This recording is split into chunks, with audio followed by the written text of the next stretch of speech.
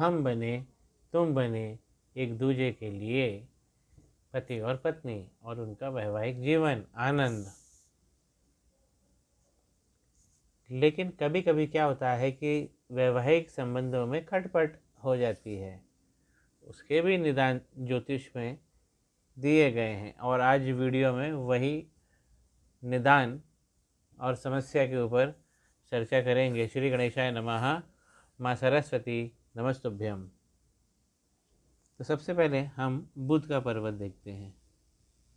देखिए, ये बुध का पर्वत होता है, हमारे बुद्धि के देवता हैं और हमारा इंटेलिजेंस कंट्रोल करते हैं। यहाँ पे ये मैरिज लाइन है। अब अगर मैरिज लाइन ऊपर की तरफ चली जाए तो जीवन में खटपट चालू हो जाती है। वैवाहिक जीवन में एक दूसरे के प्रति डिसलाइक बढ़ जाता है, ऐसा स्पष्ट ये लाइन बता देती है ऊपर जाती हुई। या ऊपर से कोई आके एक लाइन जुड़ जाए मैरिज लाइन में तो भी ऐसे इफ़ेक्ट आते हैं, बहुत ज़्यादा डिसलाइक हो जाता है। और अगर ये लाइन नीचे की तरफ आ जाए तब जो ऑपोजिट पार्टनर होता है वो बहुत डोमिनेंट हो जाता है, पर्टिकुलर इस जातक या जातिका पे। तो उसका जो ऑपोजिट पार्टनर होता है वो बहुत डोमिनेंट हो जाता है उसके ऊपर, और नॉर्मल बनी रहे तो बहुत अच्छी गृहस्थी चलती है। तो इससे हम पता लगा लेते हैं। दूसरी चीज़ हम गुरु देखते हैं। गुरु के ऊपर डिप्रेशन नहीं होना चाहिए। गुरु सुंदर और आकार लिए हुए होना चाहिए। उस पर अगर कोई दिव्य चिन्ह बने हो तो बहुत अच्छी बात है। तो गुरु अच्छे होने चाहिए, क्योंकि गुरु इफ़ेक्ट होंगे तो हेल्थ और वेल्थ इफ़ेक्ट होगी, और जब हेल्थ और वेल्थ इफ़ेक्ट होगी तो आपका वैवाहिक जीवन भी अफेक्ट होगा। तो गुरु के ऊपर कोई ऐसा कटपिट नहीं होना चाहिए और उसकी ये सब लाइनें सब सुरक्षित होना चाहिए। ये पर्वत उठा हुआ केंद्रित होना चाहिए केंद्रीय भाव से, ये ज़रूरी है क्योंकि गुरु टॉनिक होते हैं। दूसरा, शनि के पर्वत पे जैसे यहाँ तो मछली बनी हुई है लेकिन कोई क्रॉस नहीं होना चाहिए, क्योंकि शनि हमारे रिसोर्सेज हैं, हमारे संसाधन हैं, और पति और पत्नी एक दूसरे के संसाधन होते हैं। आधा काम वो करते हैं, आधा काम ये करते हैं, तो दोनों मिलके एक गाड़ी को खींचते हैं, तो वो दोनों एक संसाधन होते हैं। पत्नी पुरुष की शक्ति होती है क्योंकि पीछे से वही उसकी सर्विस और उसको सप्लाई करती है सब चीज़ें। तो शनि पे जब क्रॉस हो जाता है तो वैवाहिक जीवन थोड़ा बदतर हो जाता है।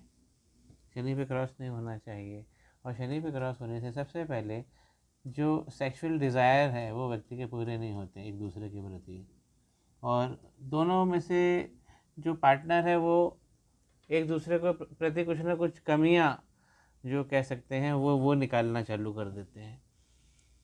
तीसरा, हम अगर चंद्रमा को देखें तो चंद्रमा कहीं से टूट फूट फटा नहीं होना चाहिए, क्योंकि अगर चंद्रमा पे क्रॉस आ गया या उस पर कुछ जाला बन गया तब क्या होगा कि हमें ऑपोजिट सेक्स से रिस्पांस नहीं मिलेगा। क्योंकि कभी हम दोस्ती करते हैं, कभी दोस्ती प्यार में बदल जाती है। एक पिक्चर भी आई थी दोस्ताना, काम करते करते एक कपल प्यार में शादी कर लेते हैं, वो बहुत अच्छी पिक्चर थी, अमिताभ बच्चन की थी।